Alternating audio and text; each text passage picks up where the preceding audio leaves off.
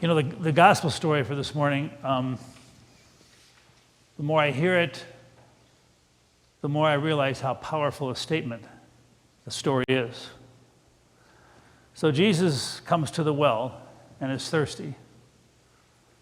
And there's a lady at the well who's a Samaritan. Jews hated Samaritans. Samaritans were the outcast. And Jesus asks the Samaritan lady for a drink. And she kind of goes, wait a minute, you're Jewish. You don't associate with us. Why are you asking me for a drink? And then Jesus says, the water I'm going to give you, and I want to drink from you, but the water I give you is going to be a life-giving spirit. It's going to quench your spiritual thirst for goodness and grace and decency. You see, I get scared when we're so divided. I think it's really fun when people come together. Like when we come together on a Sunday morning or a Thursday night or even like the spaghetti dinner. Because when we come together, we kind of put the barriers at the door. And what we celebrate here in this room is the spirit that we share and that brings us together. And I don't like division. I don't like conflict. I relish coming together. And when Jesus saw the Samaritan, he didn't see an outcast. Jesus saw a person. Because the message of Jesus is when you look at somebody else, that person is also you. Jesus saw himself in that lady, and when that lady looked at Jesus, she saw herself in him. And that's the connection that Jesus brings, letting us know that when we are together, we are each other, and our destiny and our journey is shared. And that's where the power is. One of you sent me now that I'm quoting the Bible a lot of you are sending me suggestions. Pastor Don, have you read this? And I probably haven't. And the last suggestion was from the 10th chapter of John, where Jesus says, one flock, one shepherd. That was Jesus' mission. I'm a shepherd, and you're my flock, and I want you all to come together. We are united, and we are one. You know, sometimes you work so hard for unity. You do all kinds of stuff to bring people together. The bottom line is we are together, we just don't know it. We need to discover the spirit and the bond that brings us together. That's what Jesus gives us. So the next time a church refuses to baptize a baby because that little kid is not a member, they need to read this passage.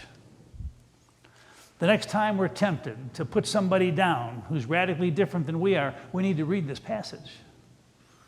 The next time we let political stuff and all that kind of stuff get in the way of us coming together, we need to read this passage about us coming together. The next time someone is tempted to say you cannot come to the altar to receive communion because you're not the right religion, they got to read this passage. Because Jesus brings us a message and a spirit that brings us together. And no amount of rules and regulations can take that away. So I realized the more I saw that passage, the more I saw the power. I guess that's the one thing that I really miss about the spaghetti dinner.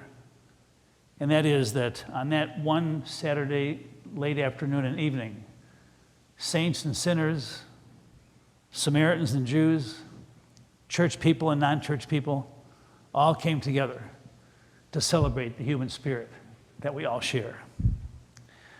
Today I was thinking of Dan Anderson's family when they came, and they've had a tough journey with their dad.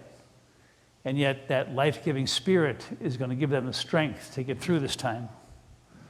I was thinking of Zach's buddy, whose dad died suddenly last Sunday with a heart attack, and he's a young guy. And yet Jesus' life-giving spirit that he shared at the well will give them the courage and the faith to get through that journey.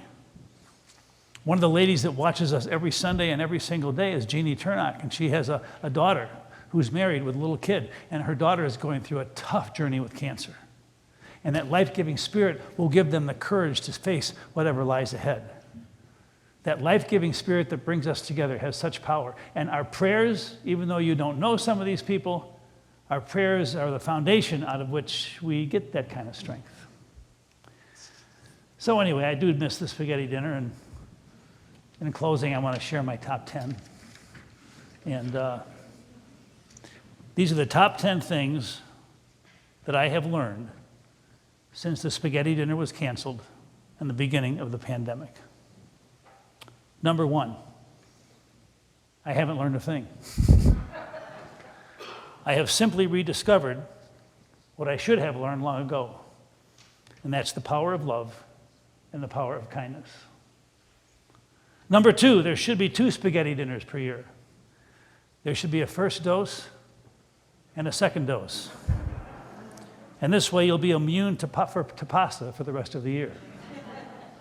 Number 3, social distancing is not a big deal for Swedish people, since they've been afraid to hug each other since the beginning of time.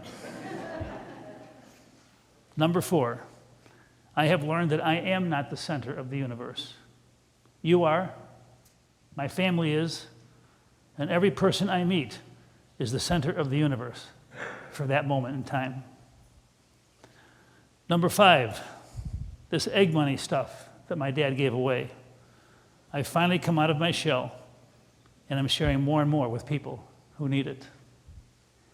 Number 6, I've learned the hard way that HVAC guys and plumbers do run the world. We've had many heated discussions about that, and the solutions seem to go right down the drain. Number 7, I've learned the easy way, sometimes even the hard way, that religion is a lot simpler than I ever thought. And I just bought the only book that we really need. It's called The Book of Daily Life, and the author is each one of you.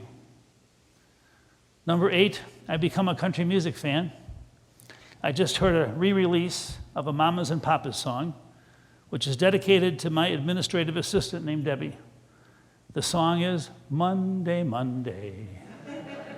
Not so good for me. And number 9, I've learned that whenever I'm tempted to get too into myself and think too much about what I think for my thought for the day, I need to remember what my Texas classmate has said to me. Don, you only have one thought. You just tell lots of different stories. And number 10, the power of friendship. What a friend we have in Jesus, and what a friend we have in each other. Amen. So there.